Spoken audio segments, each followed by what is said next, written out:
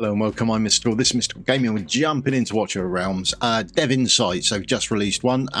Good one. They've got dates in here, which I like. It's been holding to dates. And they released some stuff I didn't know about. It's not just answering standard questions. So better than normal. That's what I would go for. So here's the blurb at the beginning. In recent times, we received a great deal of feedback, particularly from highly upvoted topics in the game. Suggestions between February and March. We're carefully listening to every voice. At this special moment, we're launching Dev Insights SP6 Hot Topics Q&A, where we'll address some of the most frequently discussed and important topics with sincerity and transparency. I'll let you judge on that. Thank you for continuing support and passion. We deeply appreciate every piece of feedback, whether praise or criticism. Every word you share with us helps us grow and move forward together. Right, there we go. That's the blurb. Now, they've answered a total of 8 questions, but I think they are widely ranged questions. A lot of people have asked very much the same thing, so I think they've lumped them together. So it's sort of 6 questions, but I should imagine much more aren't questioned more often. There we go. Question 1. I feel that the current Gear Raid 24 achievement rewards not currently match the difficulty of the content, because many of the possible drops have very limited value for players who have already cleared this stage. Could Gear Raid 24 achievement rewards be adjusted so they feel more meaningful and better aligned with the challenge? Right. Move this up a touch. Right. So thank you very much for your valuable suggestion. We originally designed the achievement system. Our intention was to not only provide rewards, but also to create a sense of personal commemoration and honor for each player. Some achievements are meant to be marked by completion of a special challenge of the discovery of hidden Easter egg, so their rewards not always set purely according to the stage difficulty. So this is the reward that you get for doing stage 24 on all the gear raids. This is what they're referring to. The heroes you're likely to get most probably aren't required for those people who have done it. Okay, so because of this, we're not always able to ensure that a more difficult stage will necessarily come up with a more generous reward. That said, we fully understand that the clearing high difficulty content often requires a great deal of time, effort and resources, and it is only natural for players to hope that the rewards will feel compensated for the investment. We will take this feedback seriously. In future, we will design new achievements and their corresponding rewards, and we've placed greater emphasis on aligning between challenge difficulty and reward value, especially when it comes to improving the practical incentive and sense of reward. Try to high difficulty achievements so that players' efforts can be reflected in a more meaningful way. Thank you for your honest feedback. We warmly welcome more suggestions from anyone in the future. So no, they're not going to adjust them, but they do say they will pay more attention to them in the future. Maybe they will. Who knows? I'll let you think on whether they will or not. Okay, right. Question 2. I feel the current Guild War points system leaves too much room for score manipulation, especially near the end of the season, and can also lead to repetitive matchmaking. Could the Guild War points system be reworked to improve fairness, reduce manipulation, and create a healthier competitive environment throughout the season? Thank you, Commander, for a very sharp observation and feedback. We would first like to clarify that Guild War points calculation is not only currently based solely on HP difference, so the HP between them and you, there are already additional scoring mechanisms in place, including bonus points for win streaks, which begins from a consecutive victory onwards. On 3 consecutive victory onwards. Okay, so win streak 3 onwards, then you start to build up more. At the same time, we've also clearly observed the behaviour you mentioned, namely that some guilds intentionally manipulate wins, losses near the end of the season in order to control their score and secure a more favourable final ranking.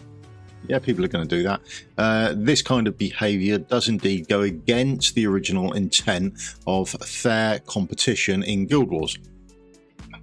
Yeah, and it also harms the experience of players who participate normally. The development team is currently paying very close attention to this issue and has already begun working on adjustments to the underlying system, with the goal of creating a Guild War environment that is both fair and more strategically engaging for everyone. That would be nice. The specific adjustment plan is still undergoing repeated testing and refinement. Once it has been finalised, we will share the details with you at the earliest opportunity through our version update announcements. Please stay tuned. So they are looking at it. I know a lot of people have put in suggestions about this, about guilds manipulating their scoring, particularly towards the end of the season, so they can get a better run at Guild Wars, that sort of thing, or where they finish up. But I don't know. Not sure there's too much they can realistically do with it, if I'm brutally honest. If there's a way to manipulate it, people will. And you've got to calculate people's scores. Still on with GVG as well. Question 3. I feel like it has become too heavily driven by raw BP, with not enough room for strategy, counterplay, or meaningful defensive variety in high-level matches. Are there plans to improve the core balance of GVG, especially around demon soldiers, tuning and strategic diversity? So the mode feels like a more skill-based and competitive. Short answer I would guess would be no, but there you go.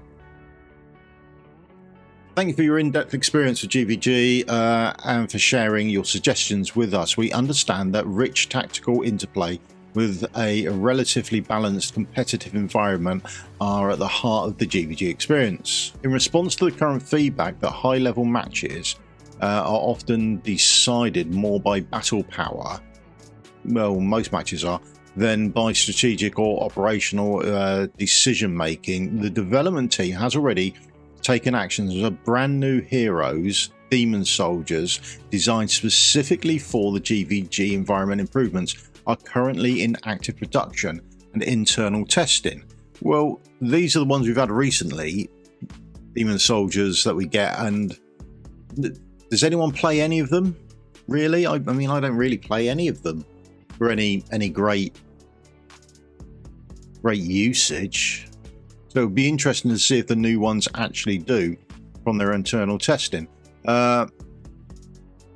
We effectively improve the mode's overall balance. At the same time, we will not relax our attention to the current balancing experience of existing demon soldiers. In future versions, we will continue to make ongoing fine-tune adjustments based on live combat data. Our goal is to present players with a battlefield that offers a greater strategic depth and more diverse health and dynamic competitive environment. Wow, that's a lot. If they do it, that'd be nice, but so far I haven't really seen any, to be honest. I'd be happy if there was a one-click where I could just equip my heroes with the best BP I can get on them, and I'd go from there, to be honest. Or sort my gear via BP. I don't know. Question 4. I feel like some rewards in Matrix and Apocalypse top chests do not fully match the difficulty or expectations of the content. Could the reward pools of these top tier chests be adjusted so they feel more appropriate for players reaching the highest reward thresholds? Thank you for the timely manner. The development team has already formally placed this issue in the schedule of improvement. I'd love to see this schedule. That would be nice if we got to see it. We will optimize the rewards of reward pool for the Titan chests. Now, I assume they mean Titanic chests, because we have Titanic ruins, don't we? And that's Apox 1, 2 and Matrix 1. So I assume it means Titanic and not Titan. I can't find a chest that says it's a Titan chest, so I assume it's all of them. By adjusting items that do not fit the positioning of the top tier chests by lowering the drop rate of such items in the future updates. Doesn't specify which future updates. Through these adjustments, we hope that every chest opening will feel more worthwhile and more in line with the value players expect. As for the detailed list of optimizations and the implementation timing, please keep an eye out for our future official announcements. So nothing they've released so far, just it's in the scheduled or improvement, but we don't get to see the schedule, do we? So could be any time. I feel that despite previous balance efforts, many older heroes still struggle to keep up with current meta and no longer have a meaningful place in important content. Are there any plans to take a broader and more impactful balance pass on older heroes so that they can regain a clearer role in today's combat environments? Ooh, no, I would imagine, but there we go. Thank you for this fair and thoughtful suggestion. Older heroes not only carry our memories, but also companions that many players invested significant effort and resources into building during the early stages of the game. Here is two to name but a few for me.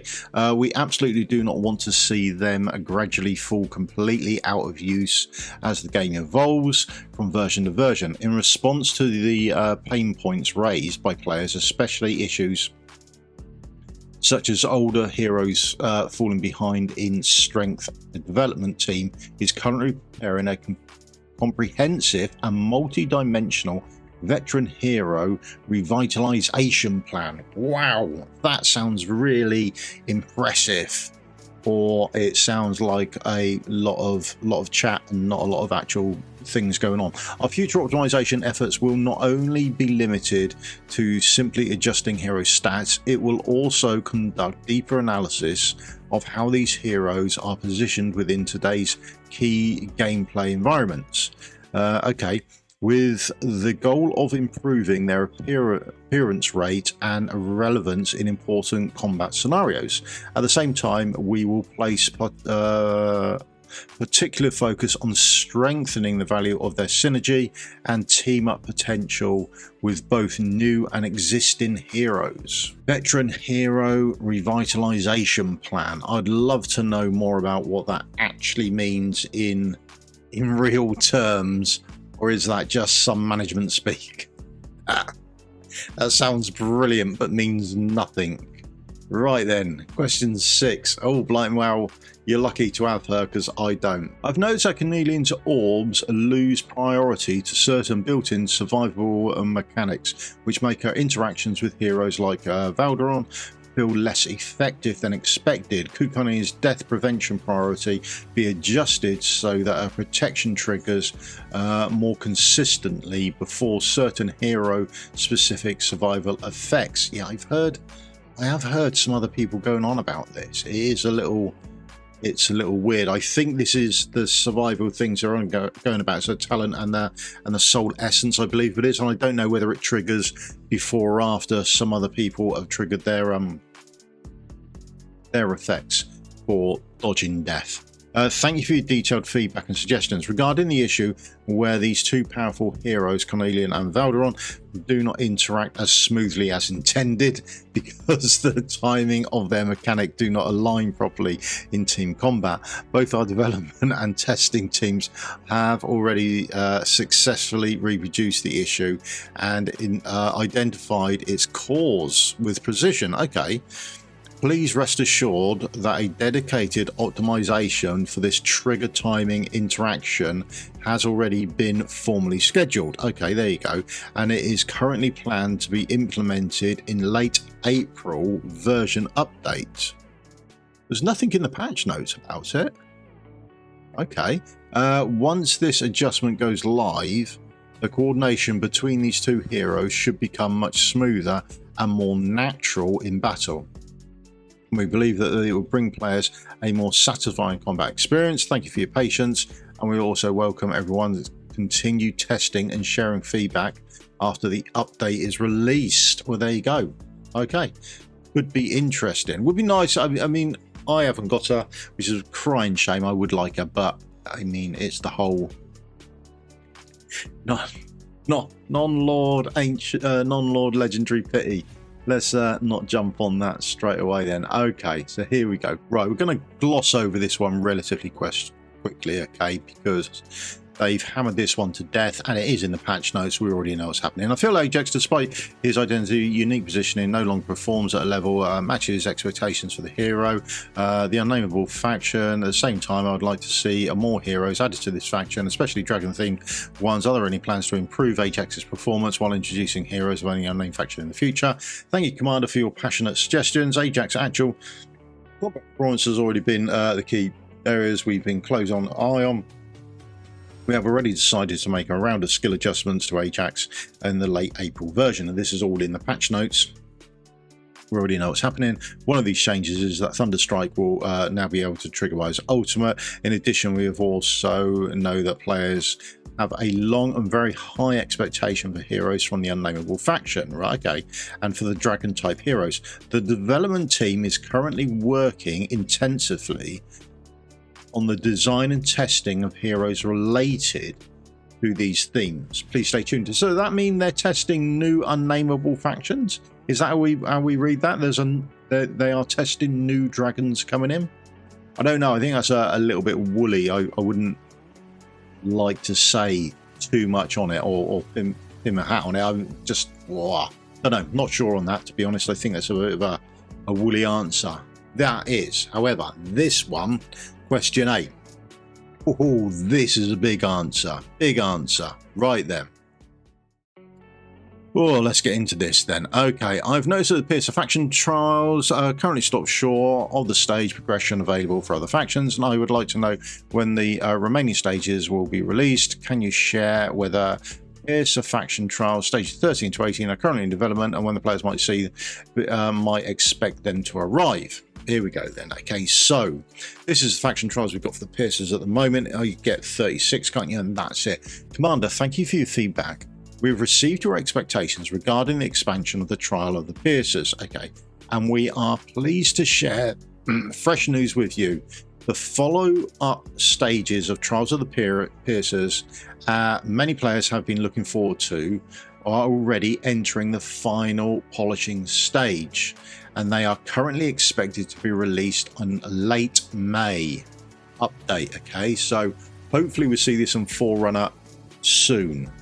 Okay, so that is late May for the Piercer faction trials, the rest of them coming up. But they don't stop there. They give us more news, don't they? Not only that, but 2 new factions will be added to the faction trials in the same update, bringing players an even deeper and more challenging test of roster building and team compositions. So these are the only 2 factions I think they can add to faction trials that aren't in there. I don't think it's 2 new factions coming to the game. I think these are going to be the 2 factions going on to faction trials. But let me know what you think.